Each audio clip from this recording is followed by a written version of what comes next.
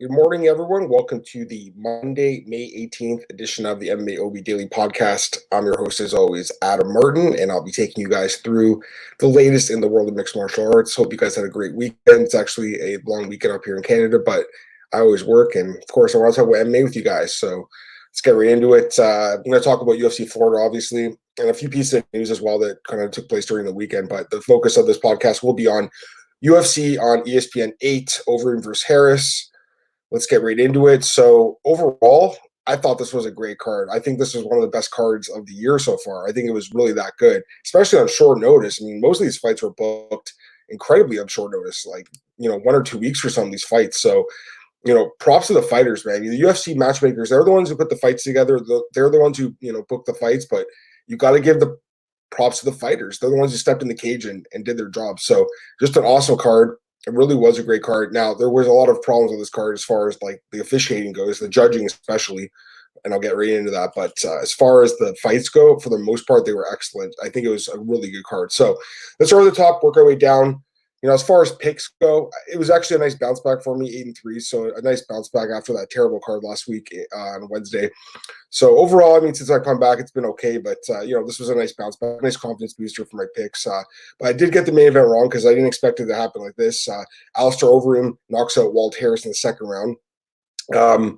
Interesting. I mean, Walt Harris definitely looked good in the first round. He almost knocked Overeem out. I thought the fight was going to be stopped, but Overeem, to his credit, was able to survive that onslaught of punches.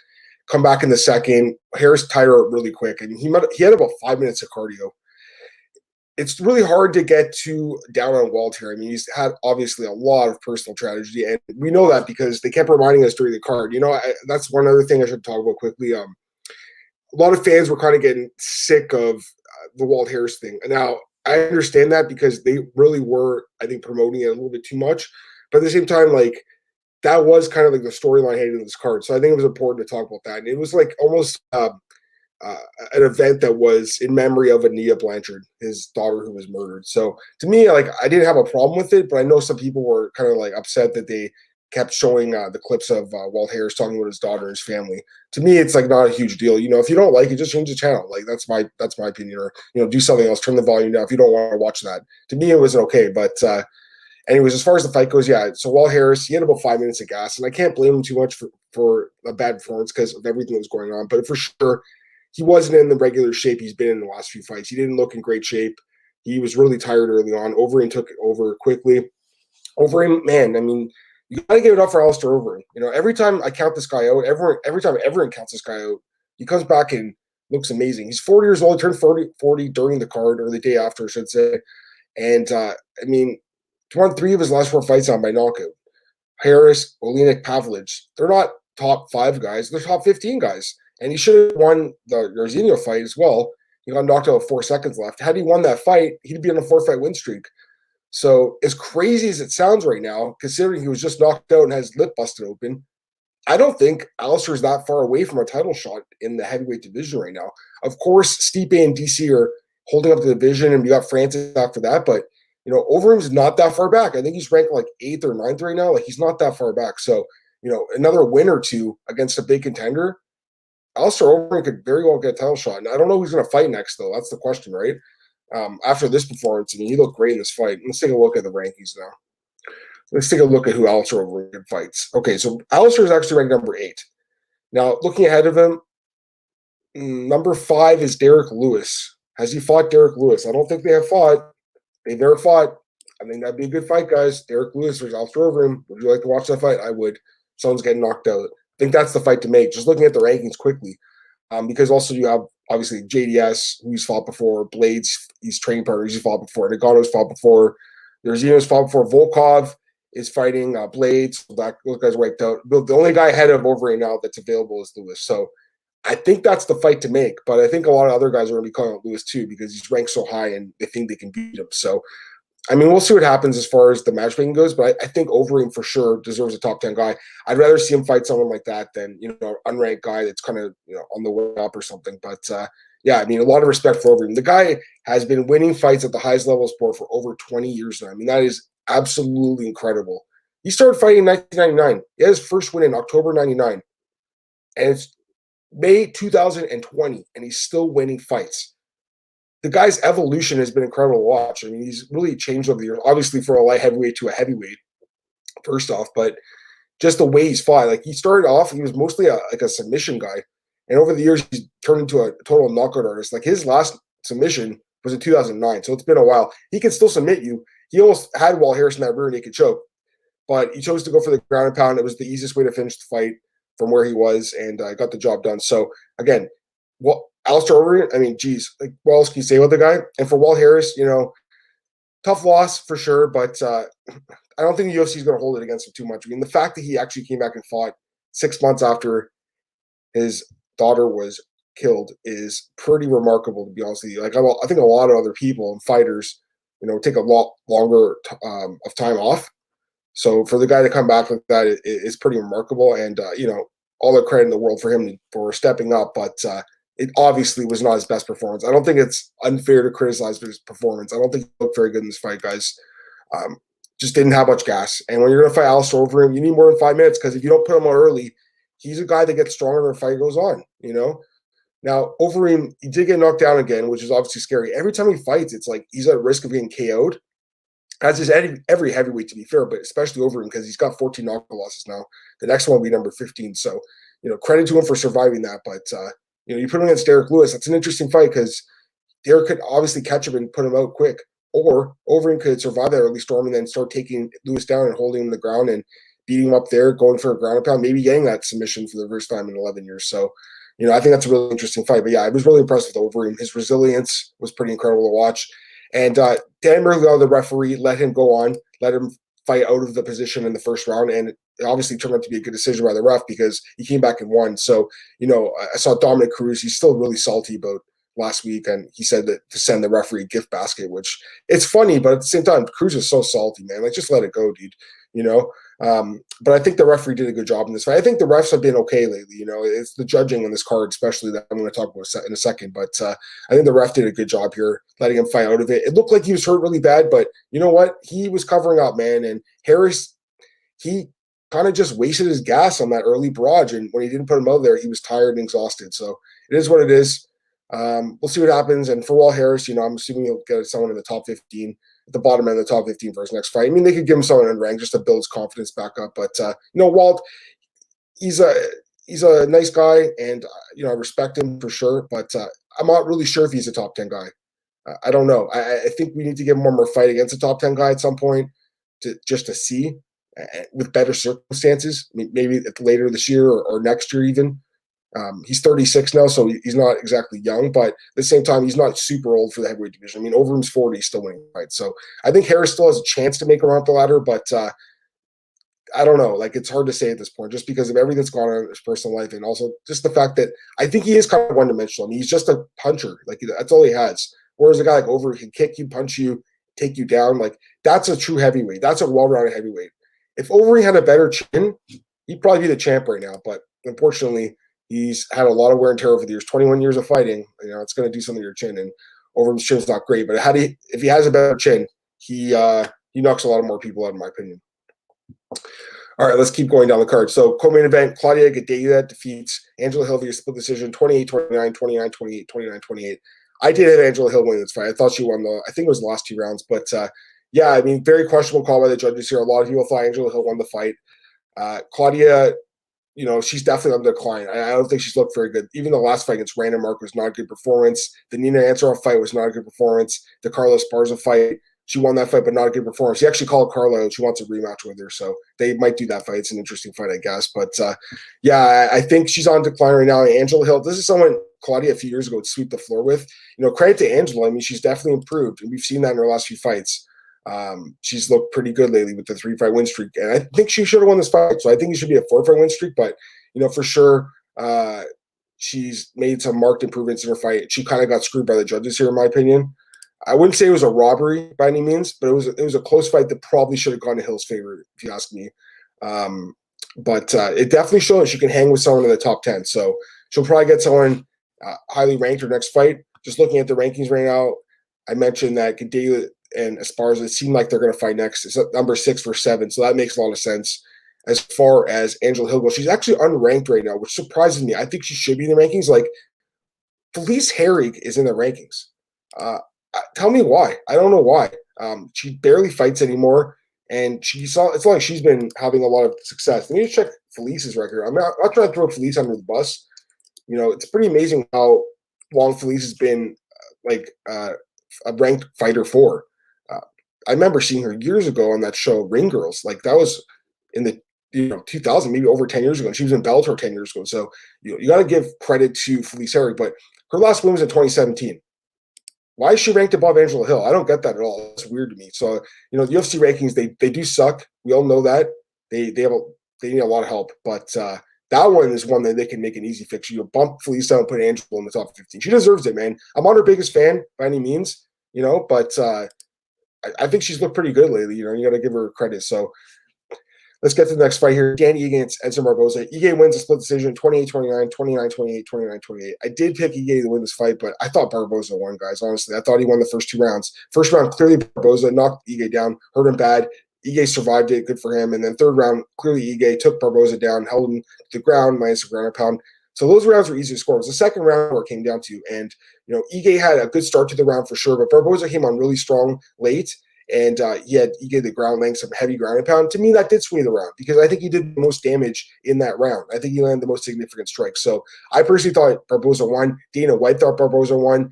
I looked at the media scores. Most of them thought Barboza won as well. So I think of the decisions on this card, it was still a close fight, don't get me wrong.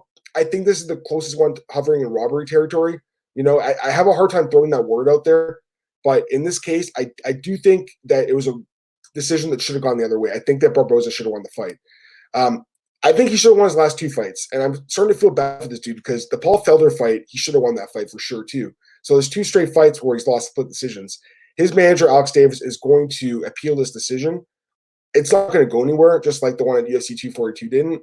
But he is building some awareness that, hey, you know what? If the judges are going to, score fights like this, they got to be held accountable. In this case, there is an argument you can make to scoring that second round for Dan Ige, but I don't agree with it. I think Barboza should have won the fight, and this is coming from someone who picked Dan Ige to win. So it was a good fight. I mean, Ige looked, good at times, and Barboza looked good at times. I like to see him fight at featherweight again. I think he looked pretty strong, and he looked pretty lean and stuff too. So interesting fight for sure, but I do think the judges got it wrong. Going to the next fight here, Krzysztof Jotko against Eric Anders. This is one of the duller fights on the card, I'd say. Jotko wins the unanimous decision, 30-27, 29-28, 29-28. I'm not going to lie, I thought Anders might have a chance just because he was the one moving forward the whole time, but Jotko landed better strikes in the fight. Anders didn't land enough. He was pushing forward, but you got to land too. So I think the judges probably got this one right. Again, I had Anders in this fight, was hoping he was going to get a robbery decision just to help my picks percentage, but that's not how it works. Judges actually got this one right. So good for Jotko. That's 3 fights in winning streak for him, so good for him. For Jotko, he is ranked I think he was 15 last time I checked. Actually, he's not ranked right now, so I was assuming he'll fight someone in the top 15 next. Looking at the bottom end of it, you got Akhmedov, Heinisch, Carlos Jr., I think someone like that, Brad Tavares.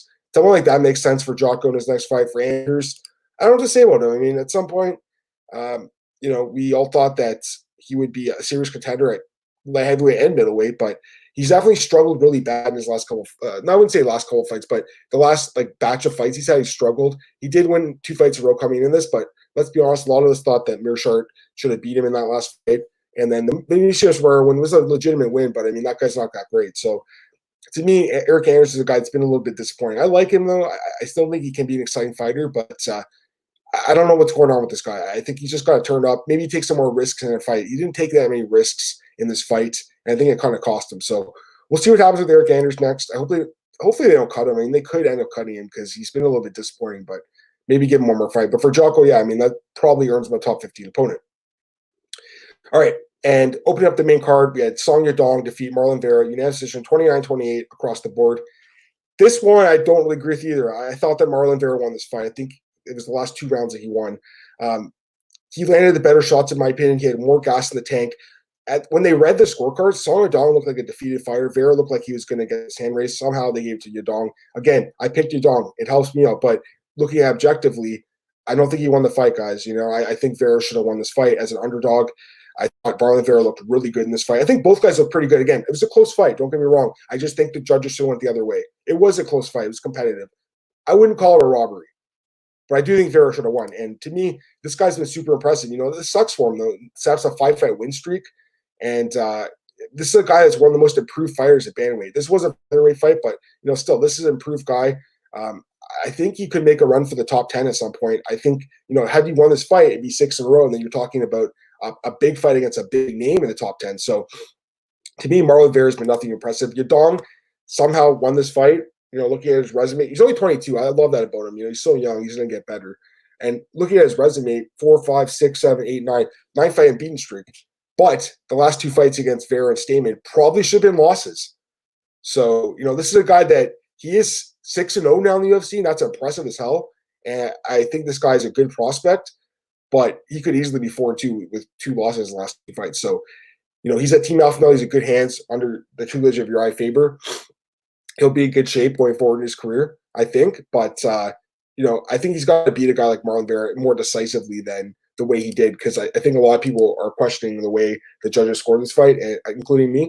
So he's definitely a good prospect for sure, good striking, but got a lot to work on, especially his gas tank, because he gassed out pretty hard in the 3rd round. And Vera, had this been a 4 or 5 round, a 5-round fight, Vera would have finished it probably in the 4th or 5th round, if you ask me.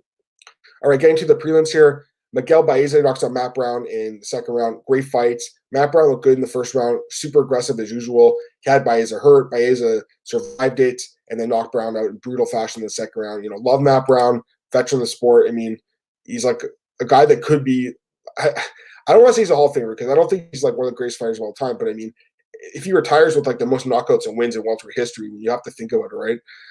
This is a guy that's been around forever. He was on the Ultimate Fighter season 7, Forrest Griffin versus Rampage season. Been around forever, man. 12 years in the UFC now. And this loss snaps his 2-fight losing win streak. The thing that scares me is the losses are coming by knockout. 3 of his last 5 losses are by knockout.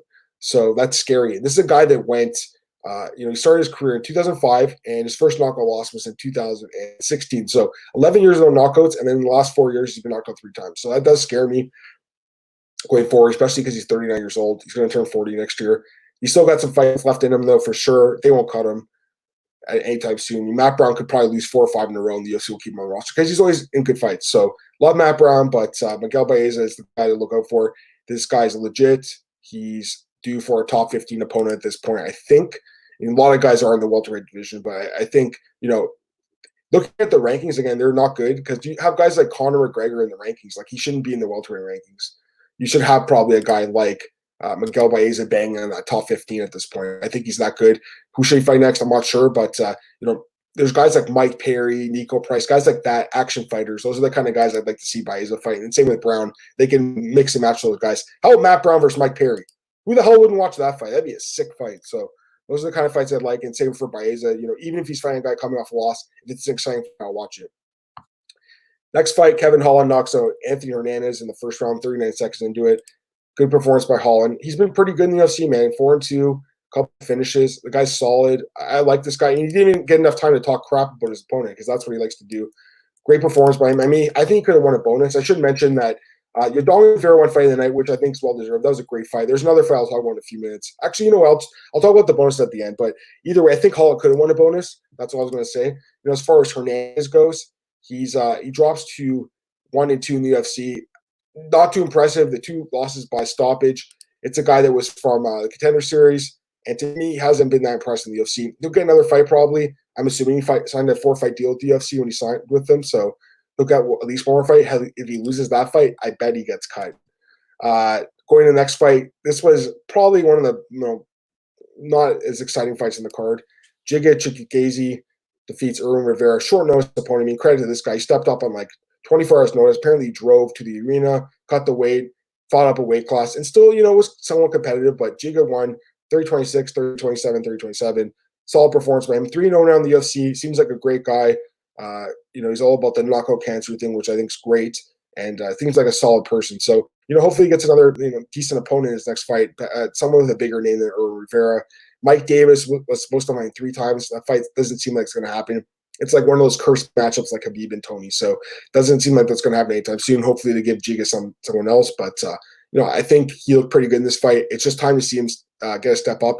And I'd like to see him get a finish. I think this is the kind of fight he should be finishing. He gets a dominant decision. Good for him. But this is the kind of guy he should finish. Next up, Nate Landwehr defeats Aaron Elkins via unanimous decision, 29-28, 30-27, 30-27.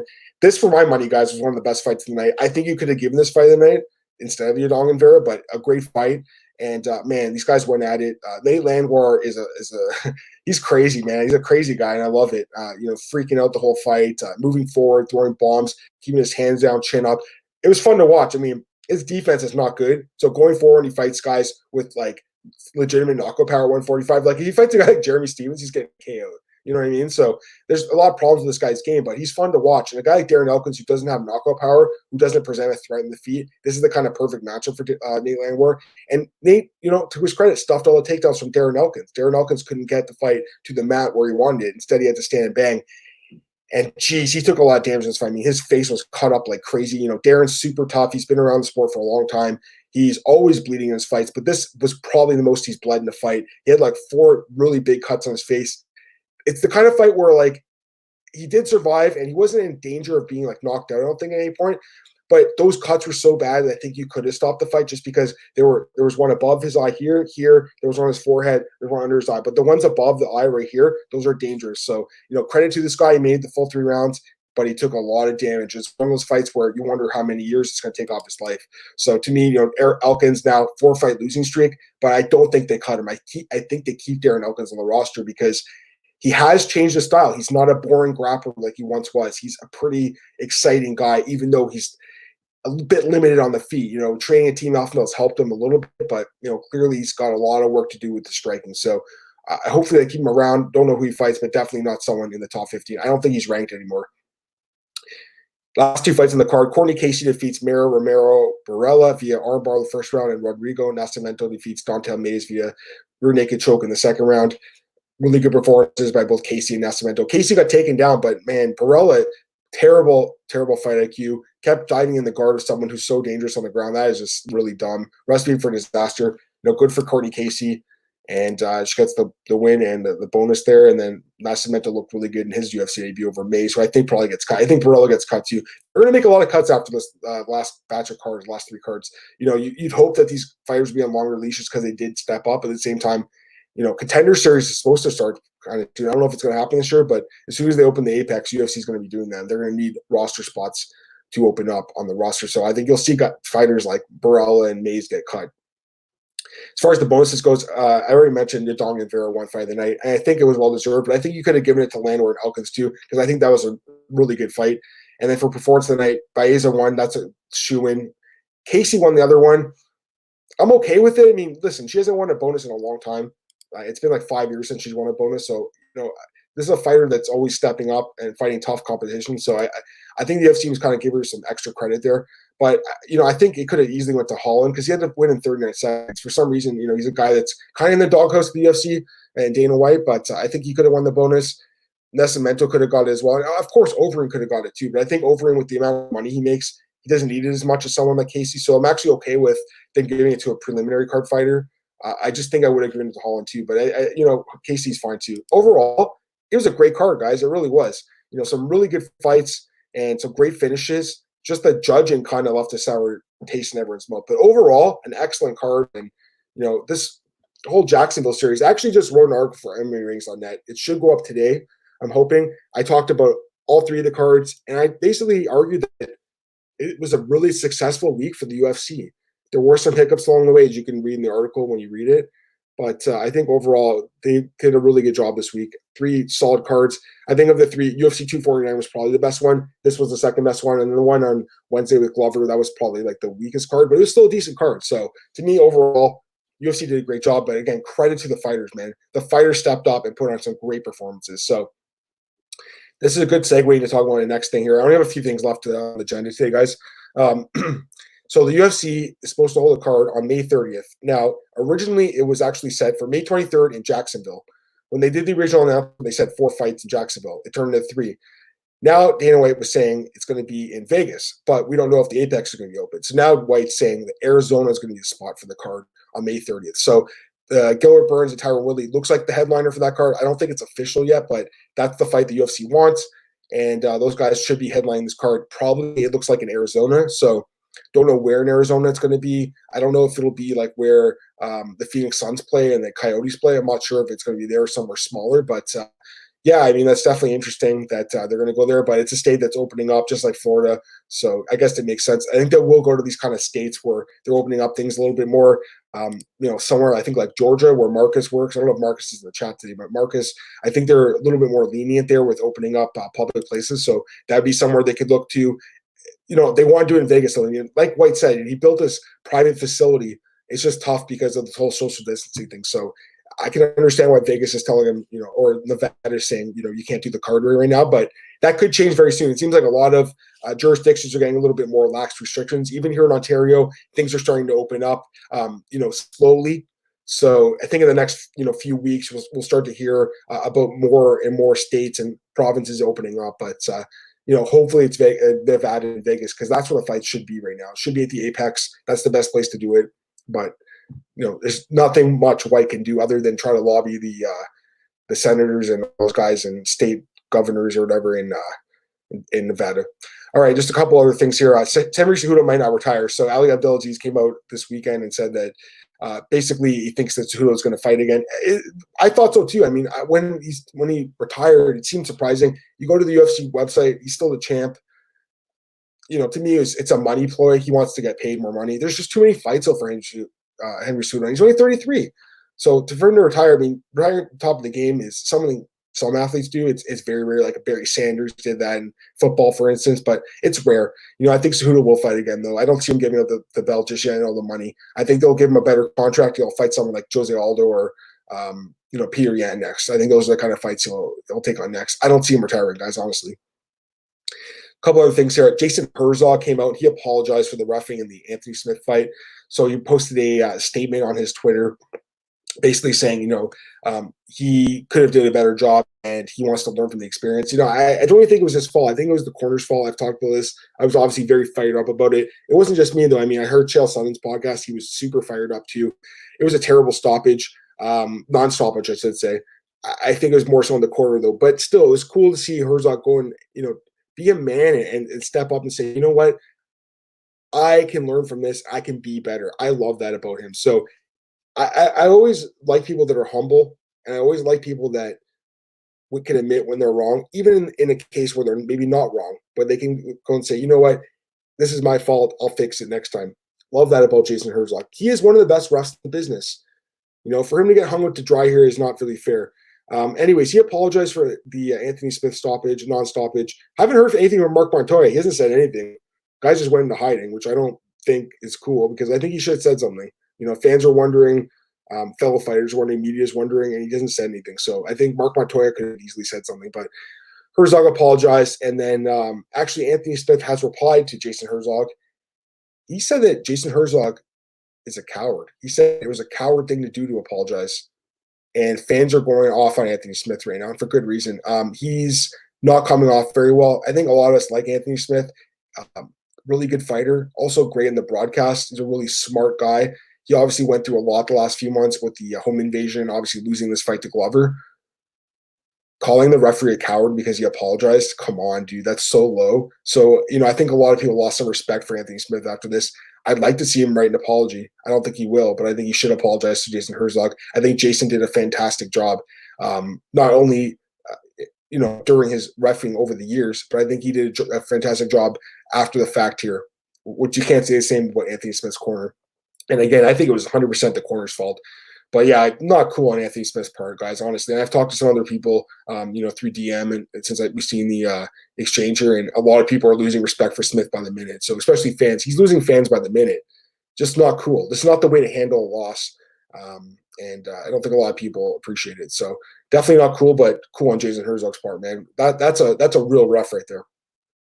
Last thing I want to talk about here, Dana White, he was asked at the press conference after UFC Florida, are there any basically, are you having any problems getting fighters to fight during the coronavirus pandemic? Are there any fighters who have turned down fights? Now, we know that there has been a couple of fighters tested positive. We know Lyman Good tested positive. That's why he pulled out of UFC 249. We know Jacare Souza tested positive. That's why he was pulled from the card. We also know Stipe Miocic has publicly admitted that he's not able to train right now, and he's being a first responder, and that's his priority. So Dana didn't mention those names. He just said from what I'm aware of, Rose Namajunas is the only fighter that hasn't wanted to fight during the coronavirus pandemic. And Rose, we know, a couple of her family members passed away from COVID-19. So it was kind of weird for Dana to kind of mention her name and almost throw her under the bus in a way. It's like he shouldn't have even said anything. I thought it was kind of strange. No one even batted an eye had he not said her name. So for him to specifically mention Rose was a little strange. I don't know what's going on behind the scenes, guys. I know that they've had problems getting Rose back into the cage since last May when she had the fight with Jessica. And obviously before that was a year where she hadn't fought either because of the whole bus accident. But let's just say bus accident. It wasn't an accident. The bus incident where Carter threw the dolly through the bus window. So that shook her up. And, a lot of fans are going after Rose now. It's not fair, guys. Seriously. Like, this is someone that, first off, was a great champion. And she's a great person by all means. And not only that, but she literally has had family members, according to her manager, pass away from the coronavirus. So to me, any fan going after Rose, it's so wrong. But it was kind of low on Dana's part to mention her name. It's almost like he threw her under the bus. I don't know if he intentionally tried to do that. And he didn't mention that, he's only aware of Rose and there could be others. He wasn't sure. He said it's not a fact, but he's only aware of Rose. He did answer the guy's question. I'll give Dana credit in that. He did answer the question. But at the same time, I think that, it was kind of weird how he singled her out. Anyways, let's just see if there's any other news I want to talk about quickly here, guys. But I'm going to wind down the podcast. It's actually a holiday here, so should probably just chill out. But let's see. Okay, so I'm seeing right now Edson Barboza is denied the ability to appeal the controversial decision of Dan Ige. I guess that makes sense. I mean, to be honest, like he's denying the ability to appeal. That's kind of weird, actually. I don't know. I'm assuming they would deny it anyway. So to me, it's like nothing changed there. Overeem's looking for one more title run. We all know that. What else here? Tom DeBlas, who is a former UFC and Bellator fighter and is actually a friend of mine, he signed with one championship. So interesting signing because Tom hasn't fought in 7 years now. He is coming off 2 straight wins in Bellator. He had that fight with Jason Lambert, if you guys remember, where he knocked him out and then prayed with him after. It was kind of weird, but if you guys go back and watch that one, you can see what I'm talking about. Definitely an interesting guy for sure. Great grappler, interesting signing here by one. Ben Rothwell was another guy who's come out against the judging, calling it extra disgusting lately, which I thought was hilarious. Esparza accepted the rematch with Gadela, who called her out, but she told her to leave the grease at home because Carla is basically accused Gadela of greasing during their first fight, which is very hard to prove, obviously, at this point. Uriah Faber was asked about the stoppage in the Cruz fight. He said that the referee stopped the fight too early. What else here? We all know that Marlon Vera was not happy with the judges. He blasted them. He made some controversial comments as well. You guys can check it on his Twitter. I don't want to say what he said, but some people were calling him a racist. I don't know about that. I think it's just, he doesn't know what the proper terminology. But again, go check his Twitter. You know what I'm talking about. Let's see here. What else we got here? Dana was asked about Jones, and Nagano basically said that he thinks that Jones doesn't want that smoke. It basically doesn't think that Jones actually wants that fight. He doesn't actually think that Nagano wants that fight either. Here's something I forgot to mention that's important. Kevin Randleman was inducted into the UFC Hall of Fame. Kevin Randleman was a great heavyweight for a short period of time from the late 90s to early 2000s. He's a guy that Dana White loved. He's a guy that was actually really beloved by other MMA fighters. He was very respected in the sport. For Mark Coleman to be there at the arena and crying, it's very tough to see. Mark Coleman's another Hall of Famer, one of the greatest heavyweights of all time. It was a great moment, though. Obviously, the Hammer House, Team Hammer House was a great gym back in the day. Mark Coleman, Kevin Randleman. Kevin Randleman was the UFC heavyweight champion back in 1999. He beat Pete Williams, and then he defended against Pedro Rizzo. He also had a crazy fight against Brash Rudin, which was one of the worst decisions in UFC history, where he lost a split decision.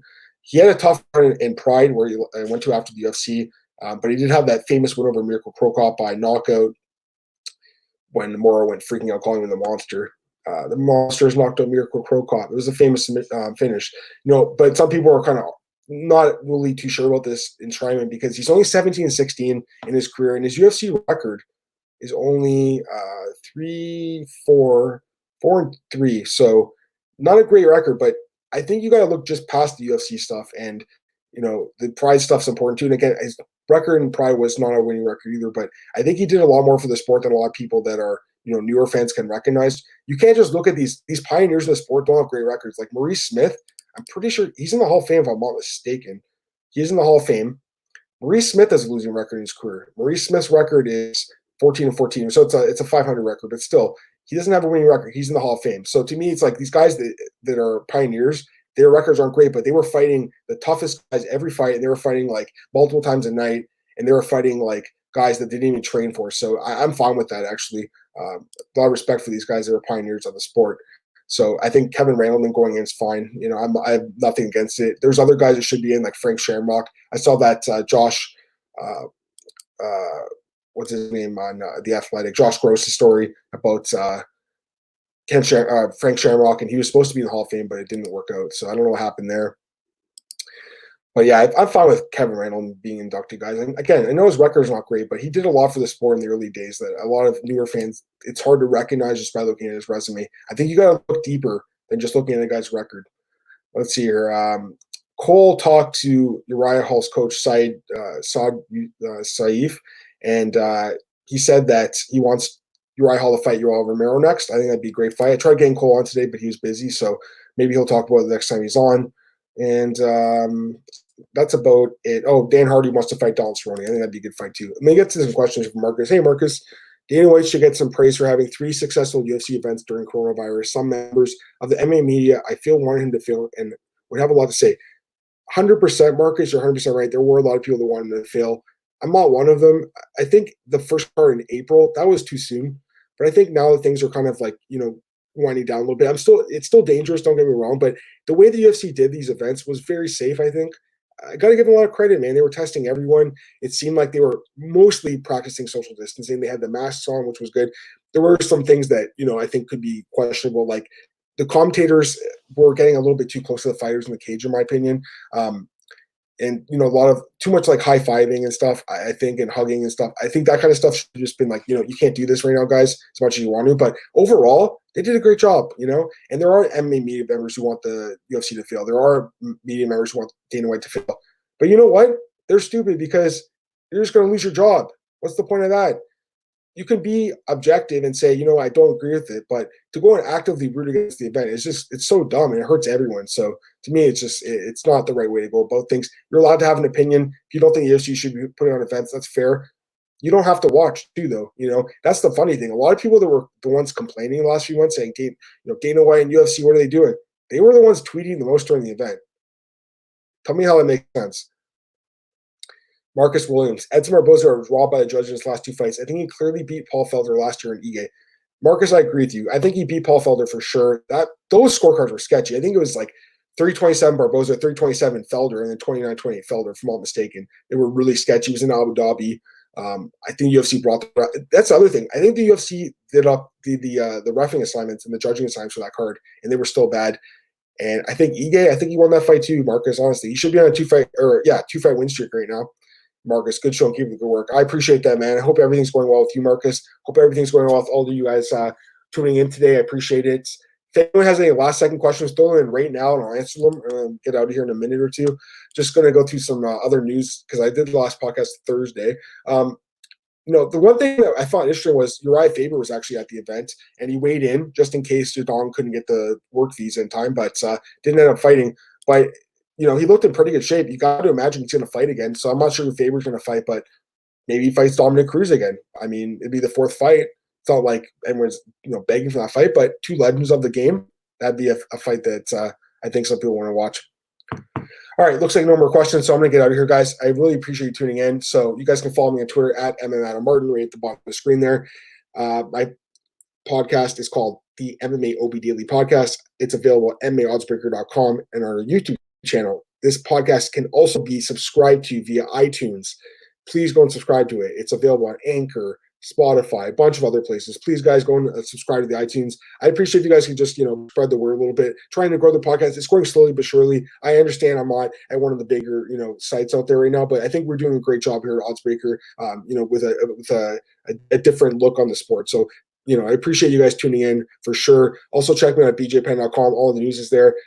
Did a lot of news articles yesterday, so go back and check that out. MMARings.net is the other place I work. And again, I have an article coming out today on the UFC and the successful Jacksonville series during the coronavirus pandemic.